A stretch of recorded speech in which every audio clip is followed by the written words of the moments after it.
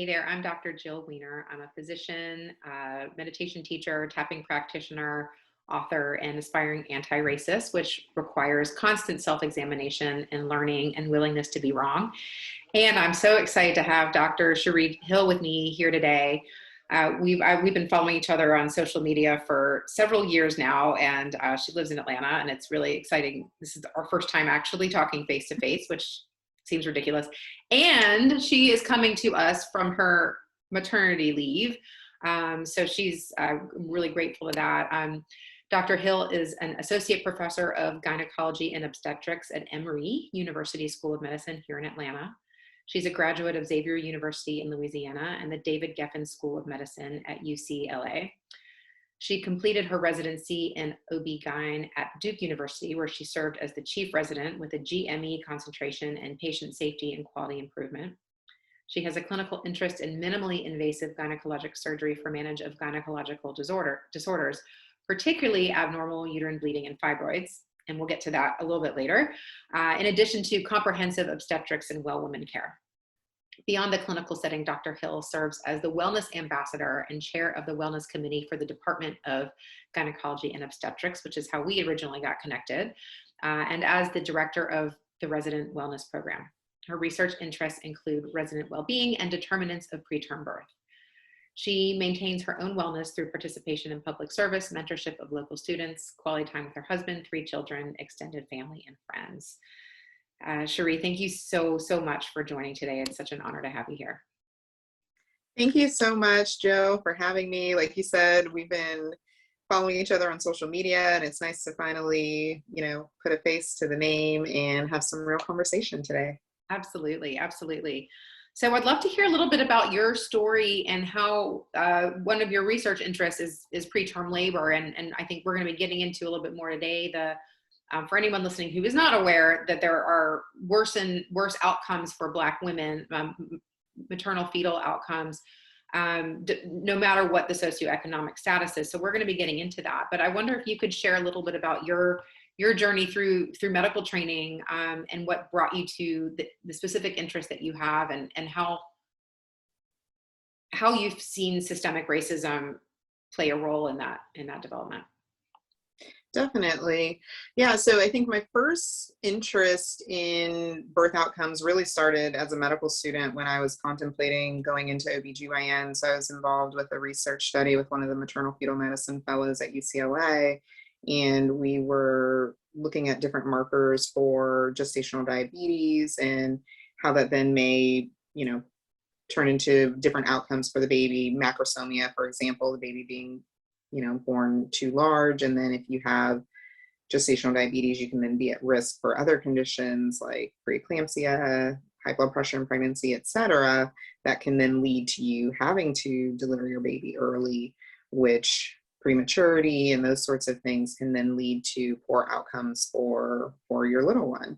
And then if you're starting off life born prematurely for the next generation, that can then have health impact that then kind of gets amplified, in further generations. So it started there at UCLA.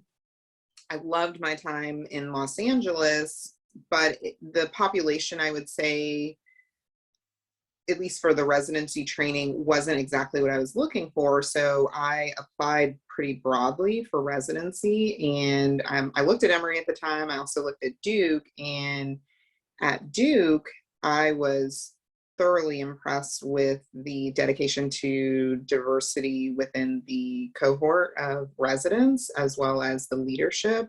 And they had a really strong maternal fetal medicine division. The former ACOG chair, Dr. Haywood Brown, was actually chair at the time that I was interviewing. So when I interviewed there, they were doing a lot of work looking at the postpartum experience. And unfortunately, particularly in Durham, North Carolina, we had a lot of lay midwife deliveries, and we had a lot of preeclampsia, a lot of prematurity, and a lot of those outcomes were occurring in Black women. So once I interviewed there, I knew that was the place for me, and I thankfully matched at Duke and spent my 4 years there. Then I was looking for a bigger city, and my husband, full disclosure, is from Atlanta. So we relocated to Atlanta for my permanent job, and I've been here at Emory for the past, wow, 7.5 years. Wow. And so kind of same thing, like once you develop an interest, when opportunities come up that align with those interests, as soon as I heard about this NIH study looking at Black women and preterm birth outcomes, I immediately connected with Dr. Dunlop, and have been really active over the past over 5 years in helping to recruit Black women for these studies. So when it comes to the structural racism aspect, there's no simple answer, but I think that one place to at least dig deep is to gather more information, gather more data, and at least we're starting to look at it and try to figure out, okay, what are the nuances that exist in the healthcare system with the patients themselves, with the providers themselves that may contribute to these outcomes. What have you experienced in terms of bias? Because I think a lot of what I've heard, a lot of these outcomes are due in part to implicit bias from healthcare professionals who don't understand that they have it, wouldn't ever say, oh, I have bias, I think this or that, of people who look like this or that.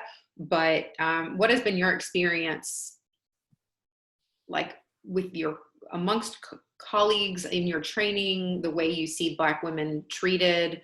Do you notice a difference in your own you just had your third child, so have you noticed treatment? And I know that you've got some good connections in the OB/GYN world, so you were able to be pretty selective about who delivered your baby. But like, how do you see bias playing out in your field? Yeah, that's a great question. So I think first step is recognition. So one thing I will say I'm very proud of within our division is that we have had a lot of discussion about implicit bias. So Dr. Heron is one of the associate deans for diversity, equity, and inclusion at Emory, and she came to our division and we did like implicit bias testing. We had some pretty open communications amongst our group. And if you go to Emory Midtown's website and look at the OB providers, we've got the full range: young, old, Black, white, gay, heterosexual, lesbian. Like, we have the full gamut of diversity. So I feel like we were able to have some pretty open discussions, which I think was like step one. Now, step two is then when you're having these discussions to kind of recognize we all have bias. Like, just because I'm a Black woman doesn't mean that I'm exempt from having bias. And I think when we're able to start unpacking that information and being open and honest with one another, it then makes maybe some of, for example, like the white men in the group feel like, okay, I don't have to feel so guilty because I'm not the only one who's experiencing bias. So then how that translates into like the clinical realm, I think because we have those discussions, we try to make sure that we're intentional with how we care for our patients. But I will say, sometimes on the ward, when a woman comes into triage, for example, where they're not necessarily being admitted to the hospital, but trying to figure out if it's time for admission, sometimes if it's, a Black woman, maybe there are already certain assumptions that are made about her pain control, for example. Oh, she's tough. She may not be in as much pain as she says she is. She's drug seeking. These are things that you sometimes hear behind the scenes. And so it's up to us as providers to, take patients at face value. If they say they're in pain, then trust that they're in pain and treat said pain. But I would say pain is probably one of the biggest areas where I see it. I would say another area, we don't have a ton of sickle cell patients, but kind of along that same line of pain, in pregnancy. Thankfully at Midtown, we do have like a sickle cell provider who we're able to call, but I would say that's another area where it tends to be a lot of Black women who have sickle cell, but if you don't treat the crisis, they can have a really poor outcome. So I think just remembering, yes, we have bias, but certain diseases are going to affect certain groups. disproportionately. And so we have to make sure that we're taking care of those people. Yeah, that's a really good point. I did an interview with Dr. Nicole Peoples several months ago, and she's a Black woman. Do you know her? No, Oh, you, no. you nodded and smiled, so I thought you maybe knew who she was. But she's an Atlanta doc also, and she's a hospitalist. And Mhm.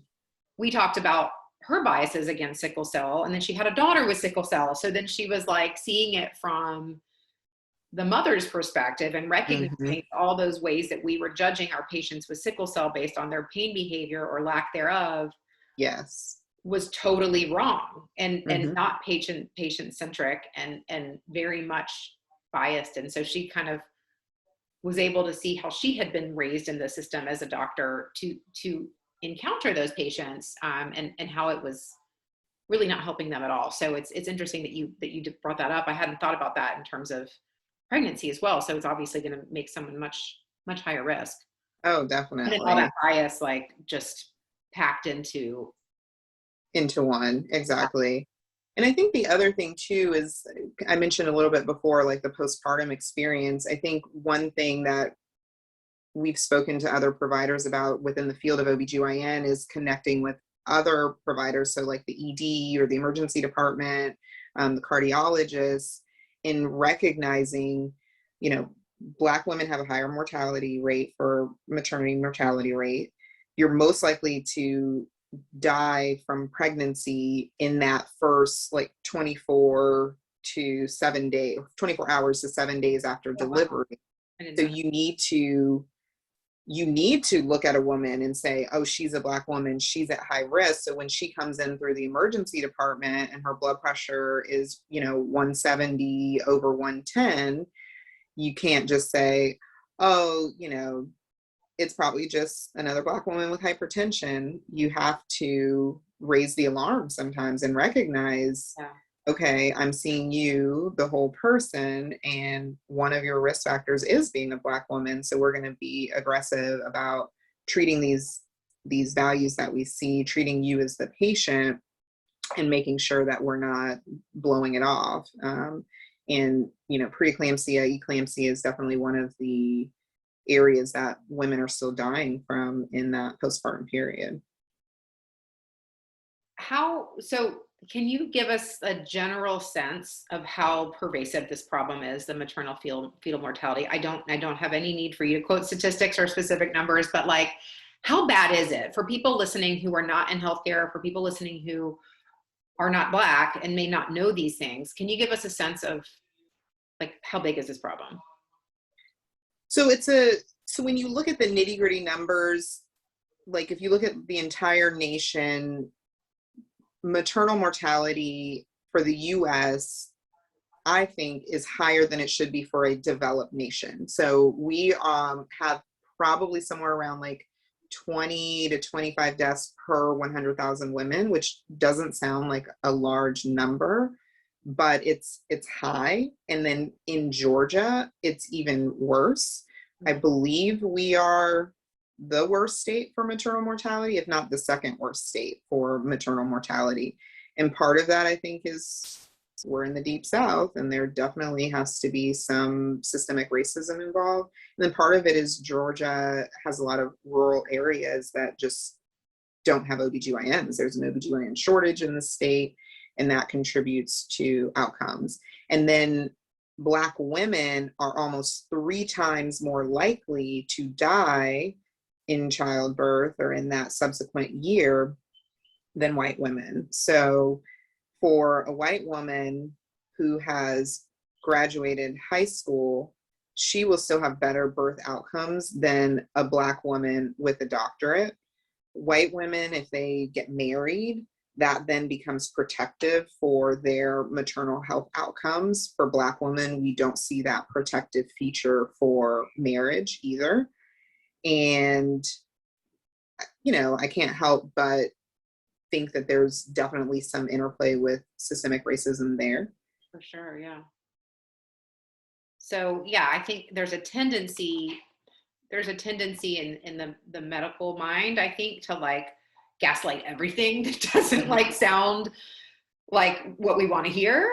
you Yes. know, and so it's very easy. And for anyone, and particularly for white people, I can't speak for all white people, I can speak for myself, but a tendency to want to be like, oh, well, that's just education, or that's just lifestyle, or this or that. But what's, I think, particularly remarkable, and it shouldn't have to be, but this data shows that it's women, Black women of all socioeconomic statuses, all education Yep. levels, whether or not they're married. And so that like familiar need to be like, oh, well, it's just because of these things that are also caused by systemic racism, stereotypes that we may have, lack of access that Black folks might have, like those are also caused by, those aren't inherent to Black people. Those are, Exactly. so there's this need to like not have it be that uncomfortable and painful, Right. and wrong. Exactly. Well, yeah, there was, I don't know if you heard about the resident in, I want to say she was in Indiana, who passed away, but I mean, young Black woman, educated, she's in the medical field herself. And, you know, obviously I don't know all the details. I wasn't part of her care. And I'm sure that the physicians who cared for her tried their best. Like, no physician ever wants to lose a patient, but my goodness, that made ripples through the media, through, I know, my own healthcare circle, my patients coming into my office, literally having anxiety that I was going out on maternity leave, because they're like, Dr. Hill, like, I came to you because you're a Black woman and all these Black women are dying. And can you make sure that I'm not going to die when I have my baby? And I mean, imagine trying to unpack that in a 15-minute visit, which is really probably only a 10-minute visit. You know, it's really been an interesting place. Yeah, like I said, going through pregnancy recently myself and trying to kind of grapple with some of those feelings, even myself. And it's like another example. I mean, every interview I do, I learn so much, but it's yet another example of privilege, because and it's white privilege. It's not just economic, financial, education privilege. I don't know of any white woman who's had to go to their doctor and say, I chose you because you're white. Mm-hmm. You're going on maternity leave. I'm afraid that my baby's going to die. Can you connect me with another, like out of legitimate fear that their baby's going to die because of their skin color, or that they're going to have bad outcomes because of their skin color. Like, it's just not anything. Yes, anxiety about all the things. Pregnancy is, I've never been pregnant, but like, I know that it has got its own, it's fraught anyway, but having that additional layer, and then the stress of that, because it's not imagination, it's driven. So then the stress and that impact on pregnancy as well. Do you have thoughts about that part of it, the additional stress component? Well, yeah, I mean, I think that that's one area that we're also looking at in that study that I mentioned, is looking at, like, does chronic stress then lead to like increased inflammation, and are those inflammatory markers then somehow relating to you having a preterm delivery, for example? Or if you're stressed, is that going to then lead you to potentially have different eating behaviors that's going to lead to obesity that then may lead to a poor outcome? Or is that stress literally going to cause your blood pressure to go up, and that's going to lead to preeclampsia, etc.? So I definitely spent a lot of time in my visit, and I think that's probably personally why I've gravitated toward like self-care and wellness and other areas of my life, is because I feel it's really important for our patients to take some time for themselves and start working on stress reduction. So I'm often talking to my patients about, how are you managing stress? Like, don't get me wrong, we need to talk about all the medical stuff, but that's just as medical. You know, what are the things that you can do for yourself? Because you can't control who's going to take care of you the day you come into the hospital. And so what are the things that you can control? And so that could be, a brief meditation, yoga, therapy, exercise, time with friends, whatever it may be. I try to make sure that I'm incorporating that into my visit. And then even just that time having a real conversation with my patient and listening to them and not blowing it off. I think they tend to really appreciate that I'm listening to their concerns, because a lot of people feel like their doctors cut them off, whatever it is, within 20 seconds of talking, and trying to bring that to my patients. Yeah. And I think there's probably, I don't know if being complete, I'm just trying to think if there's any time in your life where you're more vulnerable than when you're delivering a baby. Yeah, probably not. More like, I'm trying to like, is that more than like if you're like under anesthesia for a heart surgery, maybe, but like, Right. but being aware. Vulnerable and aware at the same time. Right, Because I exactly, agree. exactly. Under anesthesia, you're definitely vulnerable, but there's something unique about that birth experience. I mean, even C-sections, right? Our patients are awake having surgery performed on them. I mean, my goodness. Yeah. So it's interesting. I'd like to share an experience I had. I did my training at Emory, and I actually wanted to do OB-GYN, and ended up really liking talking about heart murmurs and like dissecting those. And I was like, I think I need to go into internal medicine, Yeah. but I delivered it great. And I don't know what it's like there now, but in terms of supervision, but I delivered babies with my intern Mm-hmm. with no attending around. Mm-hmm. And this one woman had this gigantic episiotomy, which is a tear for anyone listening who Right. doesn't know what that is. And we sewed it up, just the two of us. Mm-hmm. And this woman spoke Spanish only. And so we weren't even able to communicate with her. And none of us, we weren't like bad people, but Right. that was kind of like what our training exposed This, us to. And so we didn't have an interpreter there. God knows what her like pelvic floor function is at this point in her life, because this was in, I don't know, 2002. right. But what are your thoughts about that, and like safety net hospitals and access to care in that way? And the treatment, it's like the treatment of Black and brown bodies don't deserve. There's this notion that somehow like anything we can give them is enough. And it's not, I don't think that's correct, or it should be that way. But what are your thoughts about that? And have there been advances? Yeah, I mean, that immediately made me think of my third year medical school rotation. Like I said, I trained at UCLA, and so I was at Harbor UCLA, which is kind of similar to Grady, but probably a slightly higher Latina population. And I remember one delivery, and an attending came in the room, and we all were almost shocked and horrified. Like, did we do something wrong? The attending is here. Like, we're being supervised right now. And I think the culture has changed. I primarily deliver at Emory, or I only deliver it at Emory Midtown. But what I hear at Grady is that the cohort of attendings who are there are much more responsive, and medical legal wise need to be in the room. Dr. Lindsay is one of the maternal fetal medicine physicians at Grady, and I know he's on the maternal mortality review committee, and they look at all of the maternal deaths in the state of Georgia, and he's at Grady, and so I think he's helping, trying to change some of the culture there as well. But I do think it's a challenge, because sometimes people think, like you said, well, at least they're getting care, at least they're not delivering at home.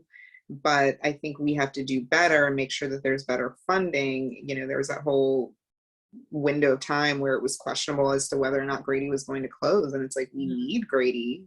They just did this huge renovation to their labor and delivery, like several $1 million project, and so they've looked at other models like centering pregnancy, where women will go through pregnancy as a cohort together, and you see some improved outcomes for those women who participate in those programs. They have midwife care there. So I think that there definitely have been some advances, but we also need providers who are willing to go into safety net hospitals and work with the population that may not have as much access. Yeah. It's a little bit horrifying to think of the circumstances some of our patients were put in, because they didn't have any other choices, And exactly. Yes, trainees certainly didn't know any better. It was just like what we did. I wonder if you'd be open to talking a little bit about like the history of mistreatment of Black women in medicine, particularly in OB-GYN. We talked about that a little bit before the interview. Yeah. Because I feel like we keep hearing about the distrust of the healthcare system by Black people.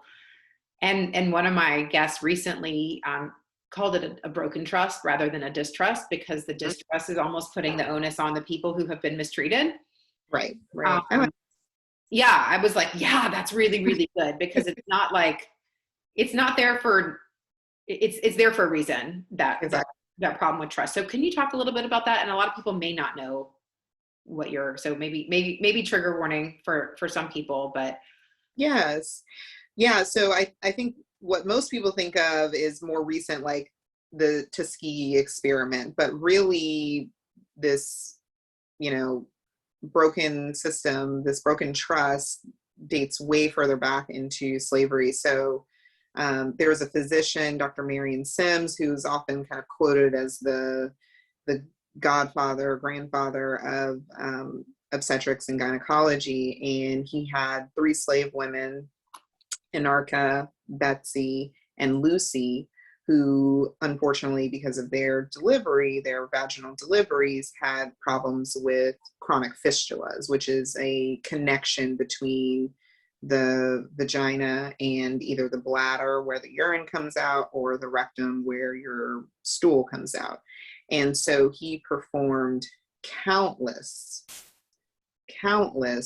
like prolapse and pelvic floor surgeries on these slave women, often without anesthesia, because they didn't feel pain. Just real quick, for anyone listening and not seeing that, when she said they didn't feel pain, there were air quotes there.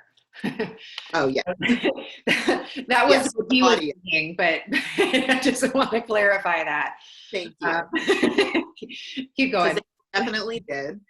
And it's just tragic to think that, that these women were subjected to these sorts of experimentations for a very long time. And then there was a statue that was put up of him. There's a speculum that's named after him. And so I'd say over the past several years, actually one of my residents, I'll give him a shout out, Dr. Kesley Robertson, he did a grand rounds and really highlighted some of these things. He spoke at the NMA about these slave women, and we really need to amplify their names and the sacrifice that they made to then lead to some of the surgical advances that we have now. Mm-hmm. So that's one aspect. I would say probably one of the more traumatic, horrifying historical pieces, where you can have women feel like their bodies are not respected by their providers, abused by their providers. And then more recently, sterilization has been another area where historically there has been a lack of trust. And part of it would be just unsanctioned sterilizations, women basically having others dictate when they were done having children. The accidental severing of the tubes because it was felt that the woman had had too many children. And so there are now laws in place and waiting periods in place to try to avoid some of these issues, where a woman has to now sign a piece of paper if she has Medicaid, wait 30 days if it's a non-emergent setting versus 72 hours if it's an emergent setting to have their tubes tied. But it gets deeper than that, because now some people feel that's a barrier, because then you do have women who want to make the choice to have a sterilization, and then they can't make that choice because they didn't sign the paper 30 days ago. So it's a very complicated system that it's not just like racism, but maybe some misogyny in there as well, and paternalism and other people making choices about women's bodies. That's something that I had not heard a lot about. Is that something like when did has that stopped? Is that something that has and when? No, I on my maternity leave got a notification that I missed the form that I needed to sign on sterilization. So this is definitely still the case now, that you need those sort of mandates. I don't know the exact year, but I want to say somewhere in the 70s to 90s, I'm sure, is around the time where those forms were created, but I'd have to look it up to be sure. But I guess what I was asking about. Sorry, go ahead. Oh, I was saying definitely for the entirety of my medical training. Yeah. What I meant was, are the sterilizations still happening without permission? But it sounds like the paperwork. I would say I don't think so. I think what some providers have to do a better job of is really clarifying with the patient that this is permanent. There are various ways that you can sterilize a woman, and I can think of one particular situation where a woman thought that her tubes were, quote, just being cut and tied. But now the trend is to remove the entire tube because that offers some benefit for cancer risk reduction. But it was alleged that the provider didn't clarify that they were removing the entire tube. And so when she had a new partner and wanted to look into tubal reversal, there was no tube to reverse because the tube was entirely removed, and this patient was very distraught. So I'm not aware that unsanctioned sterilizations are still going on, but I think that one, you shouldn't choose sterilization if you're not completely sure, but let's be honest, regret happens, life circumstance changes, and so you need to know what type of tubal ligation you're having and whether or not it can be reversed. Yeah, absolutely. And I'm just thinking about ICE detention camps and how that's happening again. It's not it's not Black women, but it's Latinx women, and there's been reports of hysterectomies, I think, like. Yes. I definitely heard about that. I don't know all of the details, but it just sounds pretty atrocious. Yeah, exactly. And like, again, you want to be like, no way. But I think the more ridiculous it is, the more I'm willing to. Right. Unfortunately, that's real. Because it's like you can't make this stuff up. Yeah. So I'd love for you to share a little bit about you're an expert in minimally invasive surgery for fibroids, and you were talking about how even in that field there's disparities. Can you talk a little bit about that? Yeah. So once you mentioned the word hysterectomy, that definitely made me think about that. So, at some point in a woman's life, she may experience abnormal bleeding. She may experience abnormal bleeding because of tumors in her uterus known as fibroids, and go to her doctor trying to figure out how can that be remedied. And one of the areas that we're seeing some disparities is access to minimally invasive care for those conditions. So it's known that Black women are more likely to be offered a hysterectomy at a younger age than white women. So they may not be offered other adjunct treatments beforehand, whether that's certain medications or procedures you can do with a radiologist, or maybe just simple removal of fibroids with a little camera. And we know that when a woman then goes for her hysterectomy, there was actually a big study that looked at size of the uterus, other medical comorbidities, like was the woman obese, was she a smoker, et cetera. And even when they controlled for all of those factors, Black women were still more likely to be offered what we call open surgery, meaning like a larger cut across the abdomen, as opposed to that laparoscopic or minimally invasive surgery. Now, some trends have changed over time. I believe that particular study was done in like the early 2010s, like mid 2015s. And then as more and more people are trained in minimally invasive surgery, we see a little bit of the leveling out where more Black women are offered minimally invasive surgery, but it still doesn't approach the numbers for white women. So there's like, it feels like there's not an aspect of healthcare that hasn't been touched. And so is this NIH study that you're doing, that one's more for preterm birth? Yeah, that's more for preterm birth. And then for fibroids, clinically, yes, I take all the referrals and definitely try to remove fibroids where I can. Particularly, it'll come up for women sometimes when they're trying to conceive, and a woman who is going to potentially get pregnant wants to be able to bounce back and get back to her life a little quicker. So being able to offer her fibroid removal through a minimally invasive approach as opposed to a big open surgery is definitely going to have better health benefits, lower blood loss, shorter recovery time, those sorts of things. So I love to be able to advocate for women to look into those options. I'm not the only one in Atlanta, but definitely within the Emory system, I would say I see a lot of patients, so I'm able to help, which is great. Yeah, that's awesome. So we are running out of time. I would love for you to share if there's anything, any organizations you would like people to check out, or also share. We'll put your social media and everything in the show notes. But if there are social media handles you want to share, other organizations for people who are interested in learning more about maternal fetal outcomes in Black women, what they might be able to do to help, or if there's any physicians listening, any last parting words for them in terms of their approach to the care of Black patients. Yeah, I think organization wise, I mean, I still always defer to ACOG, which is kind of our governing body. And then there's a big campaign from the CDC. Listen to her, and her stands for something. But that's another place where they're trying to listen to Black women about maternity and initial like neonatal care. There's some other groups like Black Mamas Matter. I've attended their conference. They do a lot of advocacy around Black maternal outcomes.